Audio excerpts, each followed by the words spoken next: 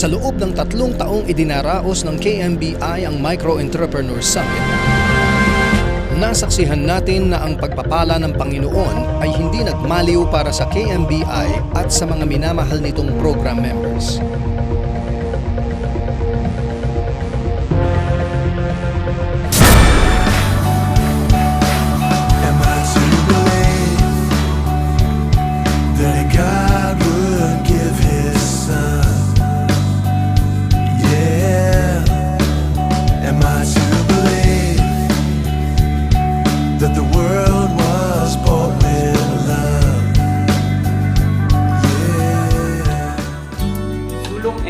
Lahing kayo manggi. Ang layunin ng ating ME Summit for this year ay i-encourage yung ating mga program members to move forward and be inspired that God had promised to keep His covenant to 1,000 generations. At ngayon, muling bubuksan ng KMBI ang pinto sa mas pinasaya at pinakaaabangang kaganapang pupunuin ng pagpapala ng Panginoon. Bahagi ito ng layunin ng ME Summit, yung bigyan sila ng mga dagdag na kaalaman sa pagpapaunlad ng negosyo, pangangalaga ng mga in-entrust sa kanilang mga resources kagaya ng pamilya, mga anak, at ang pangangalaga pa ng ibang mga bagay na in-entrust sa atin kagaya ng environment. The province of Negros Occidental is greatly honored and privileged to host the KMBI Micro Entrepreneur Summit. Masayang-masaya kami. First time po gaganapin dito yung ME Summit. Itong event na to ay once a year lang siya ginaganap. So it's really a big event. Yung preparation po ay nagsisenter meeting po kami. Nag-i-inform po namin yung mga clients, ini-encourage po namin about sa ME Summit. This is an opportunity na pwede nating ibigay sa ating mga kliyente wherein makapag-banding sila. Meron kami orientation from the staff down to program members para i-promote yung ME Summit natin na inahihil dito for the first time sa Negros. We are so very blessed. Excited din kami na makakita ng mga artista na dadalo sa summit. Masayang-masaya kami dito na dito ginanap ang ME Summit. Sa ME Summit, marami silang matutunan at malaki ang epekto sa kanilang buhay sa mga bagong kaalaman at strategy bilang isang negosyante.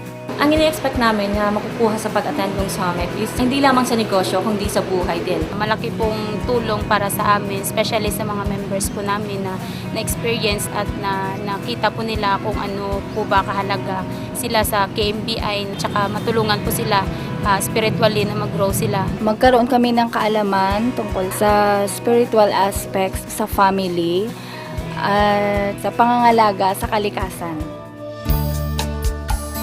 Mapakikinggan at masasaksihan natin ang mga natatanging kwento ng ilan sa ating mga program members na naging maunlad sa pagnenegosyo at patuloy na natutulungan ng KMBI. Ma-inspire sa mga ihahatid na mensahe ng ating mga tagapagsalita.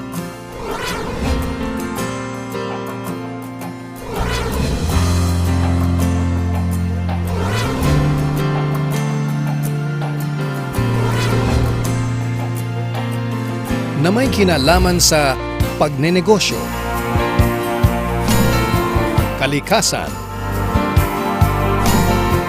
kalusugan, at tungkulin ng mga kababaihan sa pamilya, komunidad, at bilang mga negosyante.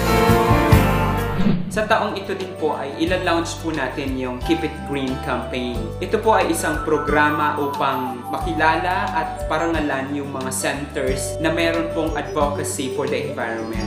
Yes, masayang-masaya. Ako ay isang Pilipino. Mga Pilipino, mapagmahal, mapag-alaga sa kapwa. Proud ako maging Pilipino dahil kahit anong pagsubok ang dumarating sa mga Pilipino, masiyahin pa rin. Kasama sina Richard Reynoso, Raymond Lauchenko, at marami pang iba. In the Philippines, the women are the treasurer of the budget of the family. The success of every family, the success of every man lies with the woman behind. Tuloy po kayo sa lalawigan ng Negros Occidental, sugar capital ng Pilipinas.